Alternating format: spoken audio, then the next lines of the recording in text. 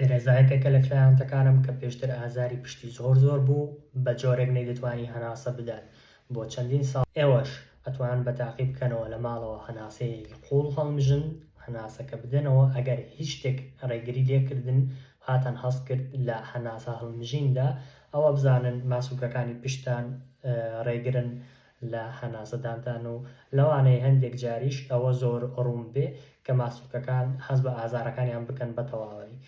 بۆ ئەوەی چارەسەری ئەم ئازاری پشتانە بکەن دەبێت ماسوولکەکانی پشتان بەهێز بکەن، چونکە ماسوولکەکانی پشت بێهێزن لە چاو زۆربەی ماسوولکەکانی لێژدا. ئەبێ هەندێک تەمرینی تایبەت هەیە پێیان بکەین بۆ ئەوەی بتوانین بیانکەینەوە و ڕایان بێنین. ئەم وەرزشە بکەن، زۆر باشە، گشتگیرە، وا دەکات ماسوولکەکانی پشتان ببنەوە و یارمەتیتان بدات بۆ ئەوەی هەناسەیەکی باشتر و ژیانێکی خۆشتر بژین. دەتوان لە ماڵەوە بەسەرینێک یاخود لەسەر هەرزرا بکشێن یاخود پاڵ بە دیوارەکەەوە نێن و بەتایبەت بەدەستەکانتان بیکەن دەستان بۆ سەرەوە بۆ خوارەوە وا بکەن کە ماسوولکەکانی پشتان زیاتر ئەم کارە ئەنجام بدەن. وردە ئینشاءڵڵا هەموو لایەک سەلامەت دەبن.